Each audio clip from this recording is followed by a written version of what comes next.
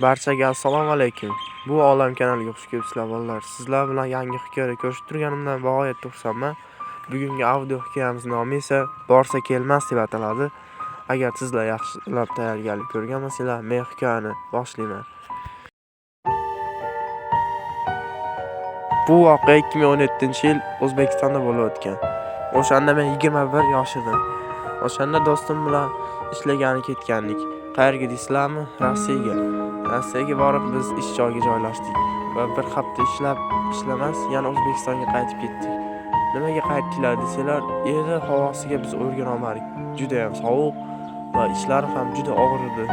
Biz O'zbekistonga qaytdik va boshqa joyga ishlashga qaror qildik. Men esa Rossiyaga yana qaytib ketdim. Yerda ishlab do'stimni chaqirib ko'rdim. "Alo, do'stim, Rossiyaga kelmaysanmi? Bu yerda ish yaxshi bo'lyapti" dedim.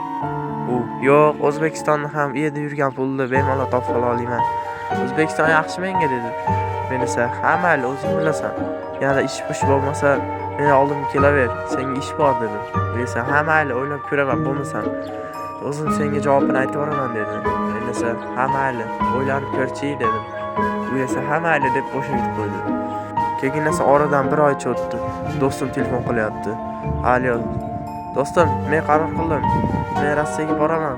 Hozir bu yerda ish yaxshi bo'lmayapti. O'zbekistonda ish yaxshi-yu, lekin juda kam pul to'lashadi-da" dedi. Men esa "Mayli, bo'lmasa men oldimga kel. Hozir bu yerda bitta ish o'rin kam edi. Agar sen menga keraksan" dedim. U esa "Mayli, men 2 kundan keyin oldinga uchib boraman.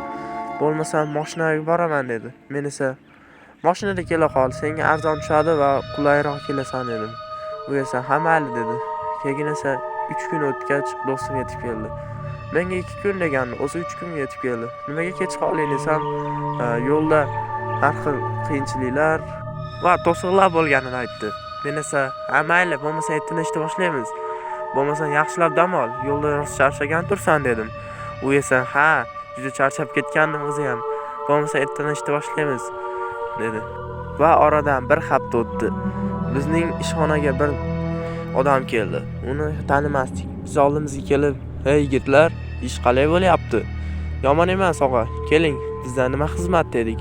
U esa bizga qarab, "Sizlarga bir ish bor. Agar bo'sh bo'lsanglar, balki men ishni tugatib, mashina qilib bersanglar bo'lardi" dedi. Biz esa "Mayli, shu ishni tugatib olaylik, o'zi oz qolgan edi. 1-2 kunlik ishimiz bor. Manzilni bersangiz, ko'rib, siz bilan kelishib qolsak, ishingizni hal qilib beramiz" dedik. U esa "Mayli, men raqamimni yozib olinglar" dedi. Biz uni raqamini yozib oldik. U ham bizning raqamni yozib oldi. Shu bilan 2 kun o'tgach uni bergan manziliga bordik. Manziliga borib, "Ey aka, mana shu yerda ish qilish kerakmi" dedik. Uyga tashlik qandaydir vahimalik edi. U odam "Men ismim Shasha, sizlarniki" dedi. Men aytdim, "Men ismim Abu, do'stim esa Sherzod. Tanishganimizdan juda ham xursandmiz. Bo'lmasam tezroq ishga o'taylik. Mayli, kelinglar" deb uyni tanishtira boshladi. "Ho, aka, bu yerda juda ham ko'p ish bor ekan-a" dedim. U esa "Ukalar, bu yerda ish ko'p. Ishlasanglar haqqinglarni vaqtida beraman, xijolat bo'lmanglar" dedi. Men esa "Mayli, bizga kelishib qolsak ishlayveramiz.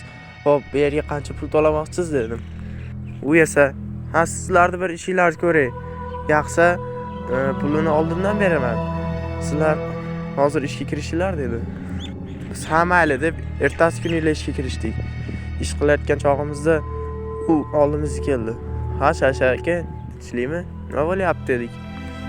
U odam "Sizlarga obed olib kelgandim. Buni yeb olinglar issiqda" dedi. Biz "Mayli, rahmat aka. Tez orada ishingizni bitirib beramiz.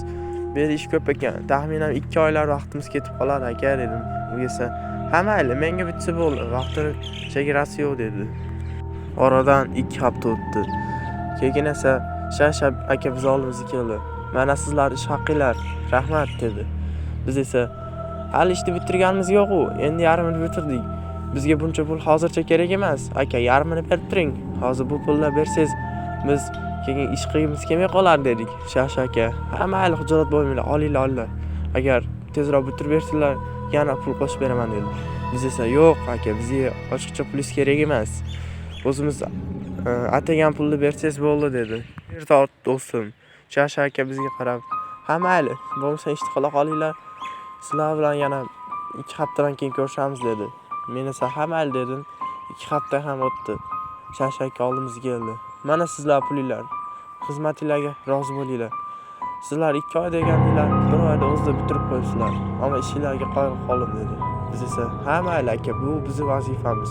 Ha mayli aka, bergan pulingizga rozi bo'ling" dedik.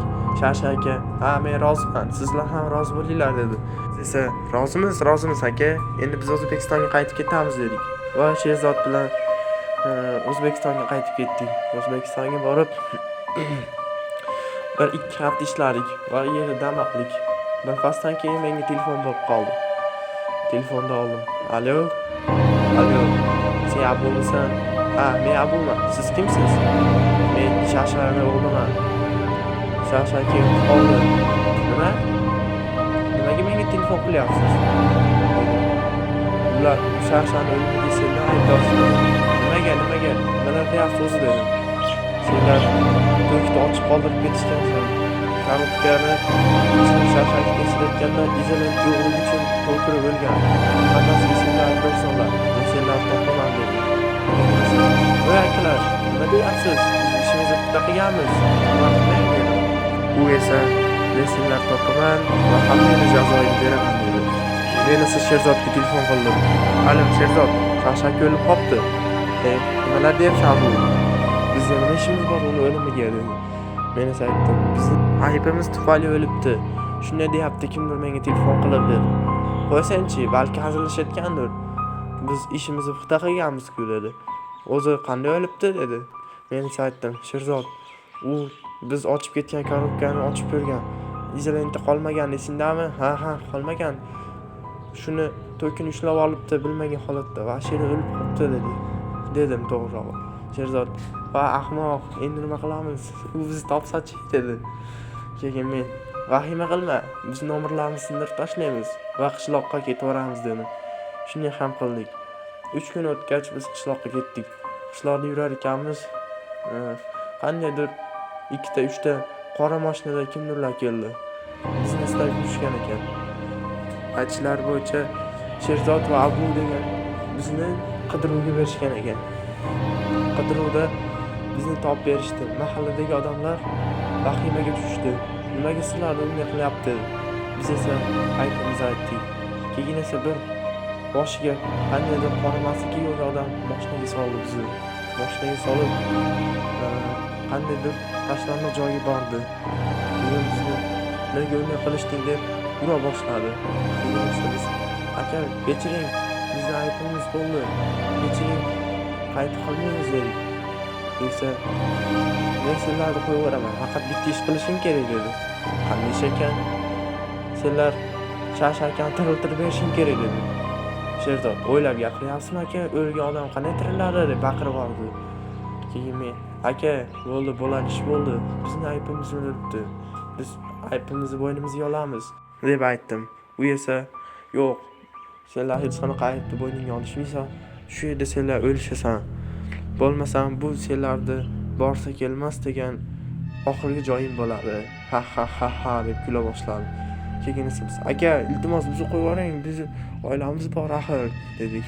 U esa "Menga farqi yo'q" deb turib qandaydir bir odam chaqirdi. U odam kelib biz oyoq qo'limizni baylab qandaydir arqonga osa boshladi. "Voy aka, to'xtang" deb boshladi. U esa bizga qaramay o'tirmasdi. Xuddi qo'ydi so'ygandek oyoq qo'limizni baylab bosib bo'ynimizdan bo'g'izlab tashladi. Shu bilan videomiz tamom.